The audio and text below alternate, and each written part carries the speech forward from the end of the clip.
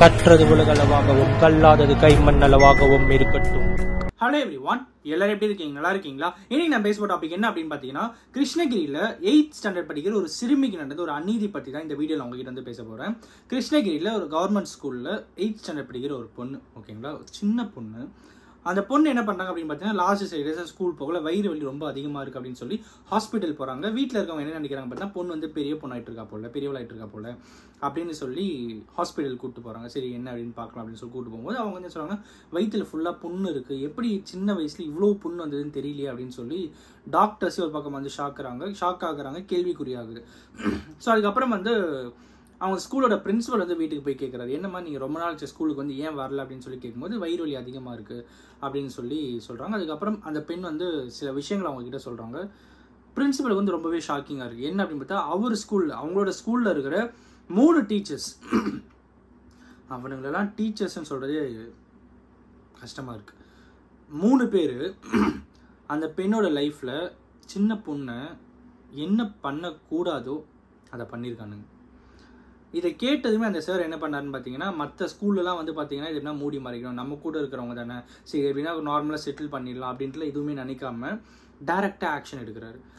என்ன பண்ணார் அப்படின்னு பார்த்தீங்கன்னா, உடனே அடுத்து கன்சர்ன் டிபார்ட்மெண்ட், குழந்தைங்களுடைய நலம் டிபார்ட்மெண்ட், இந்த மாதிரி கன்சர்ன் டிபார்ட்மெண்ட்ஸ்லாம் கூப்பிட்டு அந்த பெண்ணுக்கு வந்து சின்ன பொண்ணுக்கு முதல் தைரியத்தை கொடுக்குறாங்க. என்ன ஆனாலும் சரி, நீ தைரியமாக பேசி, நீ தைரியமாக இரு, போல்டாக இரு, எல்லாருமே நாங்கள் உங்கள் கூட இருக்கோம் அப்படின்னு சொல்லி அந்த குழந்தைய எல்லாரும் கட்டி அணைச்சி அரவணைத்து, நாங்கள் உங்க கூட இருக்கோம், நீங்கள் எங்கிட்ட போல்டாக சொல்லுங்கள், நாம் ஃபேஸ் பண்ணுவோம், நான் உங்க கூட பின்னாடி இருக்கோம் அப்படின்னு சொல்லி அந்த பெண்ணுக்கு ஒரு மிகப்பெரிய தைரியம் கொடுத்து, அதுக்கப்புறம் என்ன பண்ணுறாங்க அப்படின்னு பார்த்தீங்கன்னா, அந்த பெண் வந்து சின்ன பொண்ணு எல்லா விஷயத்தையும் சொல்கிறாங்க. ஒரு பக்கம் நியூஸ் சேனல்லாம் பார்த்தீங்கன்னா அந்த பெண் வந்து கர்ப்பம் ஆயிட்டாங்க அப்படின்ற மாதிரி சொன்னாங்க. பட் அந்த பர்டிகுலர் டிஸ்ட்ரிக்டோட கலெக்டர் வந்து இல்லை, அதெல்லாம் கர்ப்பம்லாம் ஆகலை அப்படிங்கிற ஒரு கிளியரிட்டியை வந்து அவங்க கொடுத்துருக்காங்க. பட் என்ன ஆச்சு அப்படின்னு பார்த்தீங்கன்னா, January 2, 2025 எல்லாருக்கும் மிகப்பெரிய கனவு, நியூ இயரில் ஃபர்ஸ்ட் டே ஸ்கூல் போகிறோம் அப்படின்ட்டு. அன்னைக்கு 47 வயசு ஒரு சார், ஓகேங்களா, அவனை சார்ன்னு சொல்கிறது திரும்ப எனக்கு அசிங்கமாக இருக்குது. 47 வயசு, அவன் பேர் வந்து ஆறுமுகம், ஓகேங்களா. அவன் என்ன பண்ணுறான் அப்படின்னு பார்த்தீங்கன்னா, அந்த பர்டிகுலர் சின்ன பொண்ணு 8th ஸ்டாண்டர்டில் மேக்ஸ் டீச்சர்.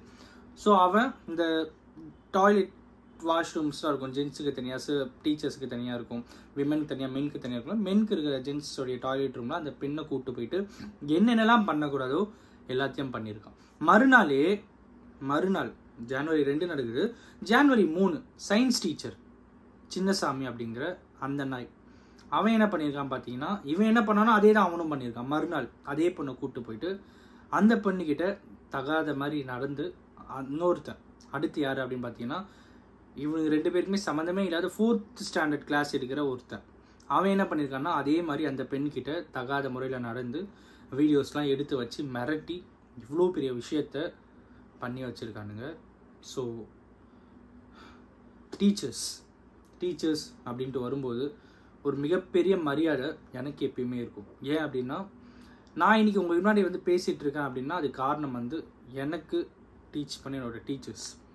ஒரு பக்கம் பேரண்ட்ஸ், ஒரு பக்கம் டீச்சர்ஸ் அப்படின்ட்டு அந்த வெயிட்டேஜ் வரும்போது என் லைஃப்பில் எனக்கு நாலேஜ் கொடுத்ததுலேருந்து எனக்கு எல்லாமே பண்ணதில் டீச்சர்ஸோட பங்கு தான் அதிகமாக இருக்கும். அவ்வளோ உயர்மிக்க ஒரு பொறுப்பில், அவ்வளோ உயர்மிக்க ஒரு விஷயத்தில் இருக்கிற அந்த ப்ரொஃபஷன். இன்றைக்கி இந்த 3 பேர் இருக்கானுங்க பார்த்தீங்களா, இவங்க 3 பேர் ஒரு ஜட்ஜ் முன்னாடி எடுத்துமே நிறுத்துவாங்கள்ல, அந்த ஜட்ஜுக்குமே டீச்சர்ஸ் அப்படிங்கிறவங்க இருந்திருப்பாங்க. ஸோ எவ்வளோ பெரிய உயரிய பதவியில் யார் இருந்தாலும் அவங்களுக்கு டீச்சர்ஸ் அப்படிங்கிற அவங்க தான் ஒரு வாழ்க்கையில் ஒரு மிகப்பெரிய வழிகாட்டியாக இருப்பாங்க.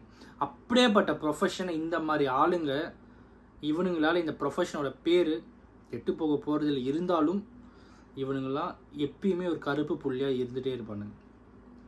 ஸோ இன்னொரு விஷயம் நான் உங்ககிட்ட சொல்லணும் அப்படின்னு நினைக்கிறேன்.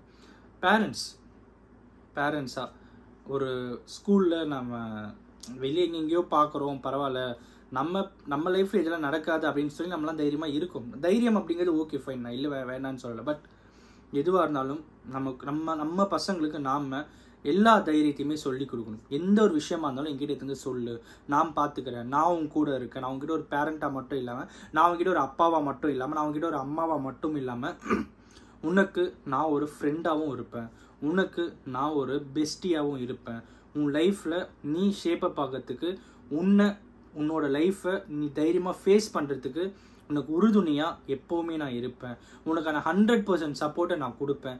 நீயே தப்பு பண்ணாலும் சரி என்கிட்ட தைரியமாக சொல்லு, அதை எப்படி ஃபேஸ் பண்ணணும், அதை நீதி நேர்மையோடு எப்படி ஃபேஸ் பண்ணணும் அப்படிங்கிறத நான் உனக்கு சொல்லித்தரேன் அப்படிங்கிற இந்த மாதிரியான மனப்பாங்கோட நம்ம எல்லாரும் இங்கே இருக்க வேண்டிய கட்டாயம் இன்னைக்கு இருக்குது. பெண் பிள்ளையை வளர்க்குறீங்கன்னா மட்டும் பெண் பிள்ளைகிட்ட மட்டும் குட் டச் என்னென்ன பேட் டச் என்னென்னு தான் சொல்லி தரக்கூடாது.